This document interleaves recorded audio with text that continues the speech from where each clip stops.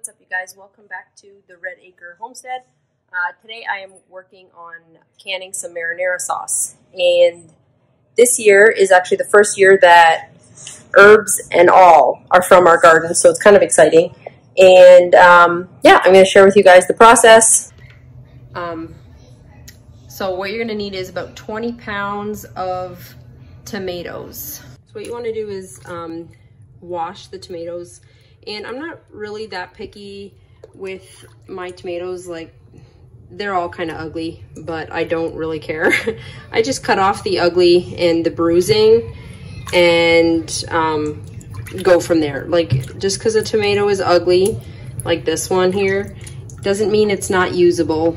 It can be used, you just got to cut off the ugly parts. I weigh mine first after I have, don't mind my phone charger here. After I have cut all the yuck and the stem stuff off the tomatoes, I go with that weight. I weighed them before I washed them, but I took probably about 4 pounds of yuck off of the tomatoes, and I had to add quite a few more tomatoes to the pot. So yeah, after you are ready and you have a minute, you want to chop these up and put them in your sauteed onions and garlic. I'll show you that in a minute.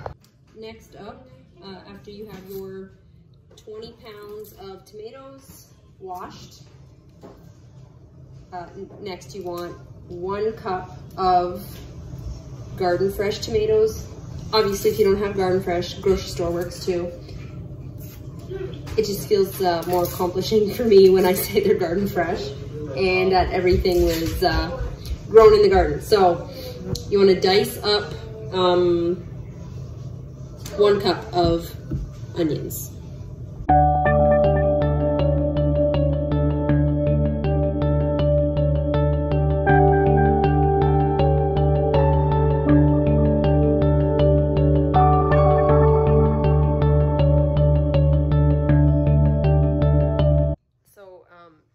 Onions got me a little emotional.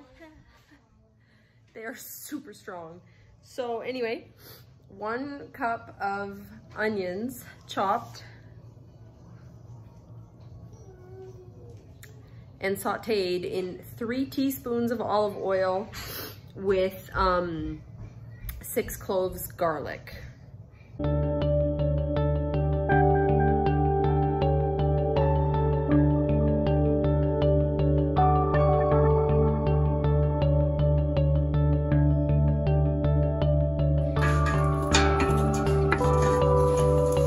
In the pot, I now have, it's actually a little bit more than a cup of chopped onions. I have 6 cloves of garlic and 3 teaspoons of olive oil.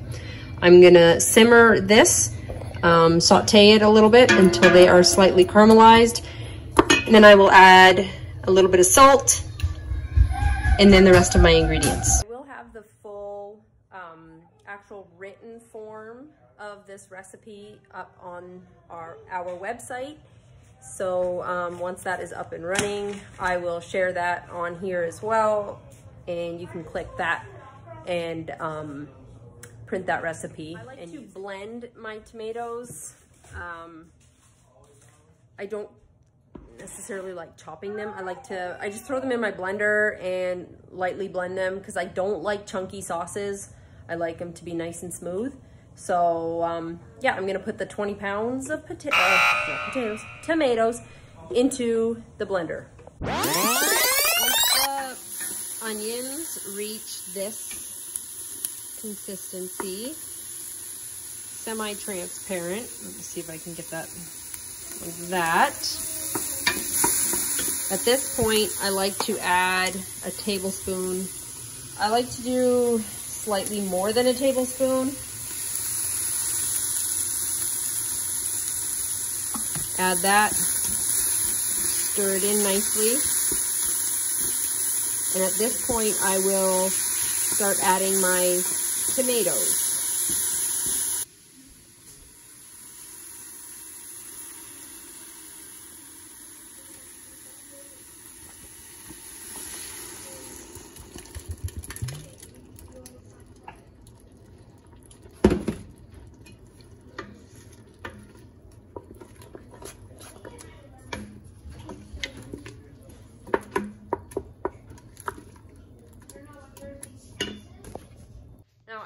point, a lot of people will, they won't blend it.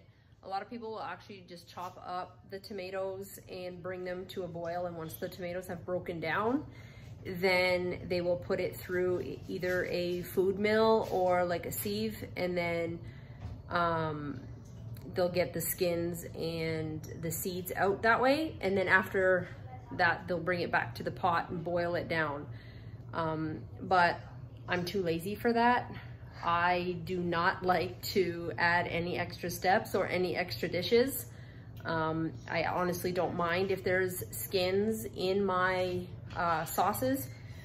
That's why I use the blender, because then any chunks of skins that there are, they are really fine, and that's just what I do. So if you want to add that to a food mill after you've kind of broken it down by boiling them, go for it. But I'm a lazy canner. I don't like to do any extra steps that I don't have to. While we let that simmer for about 20 to 30 minutes, I am going to chop up the basil and parsley. I'm going to do a 1/3 cup of each. So now that the tomatoes and onions and garlic and stuff have boiled down about 1/3 of the way, now I'm going to add a 1/3 cup of basil and a 1/3 cup of parsley. This is the parsley and the basil. I put them both in the same measuring cup just because, like I said, I'm a lazy canner and I don't like too many dishes.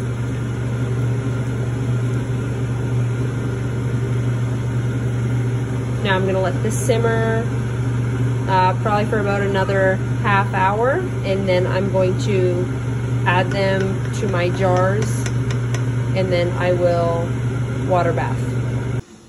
Okay, so I have let it cook down to this consistency. This is the consistency that I like, and I have my sterile jars here. I'm just gonna run them under hot water again.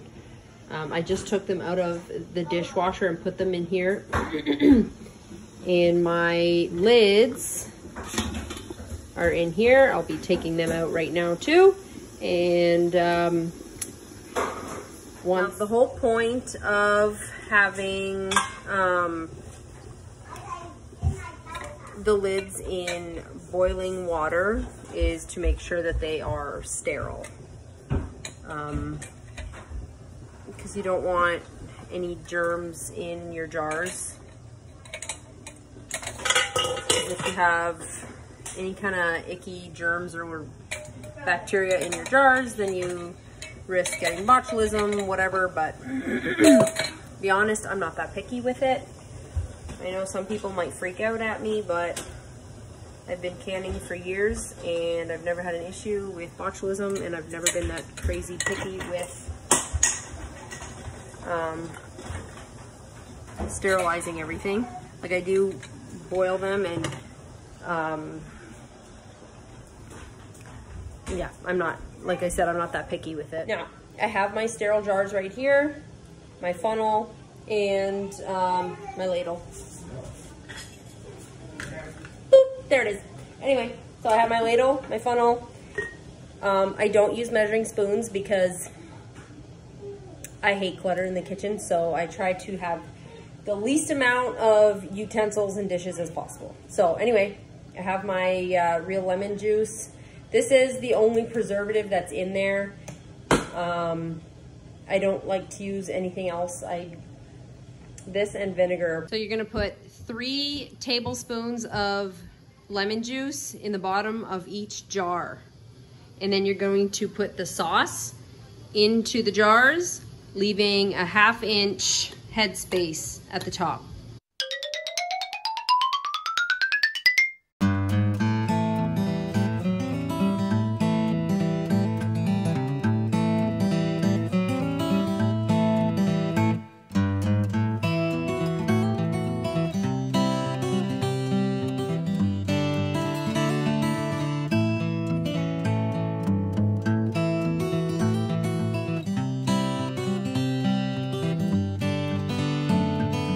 Filled I have my jars filled and the lid's on. And as you can see, the water is right by the bottom of the lids in a rolling boil.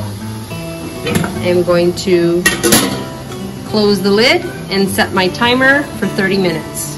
In the meantime, my goats need milking, so I'm gonna quickly go milk the goats while I wait for my alarm to go off.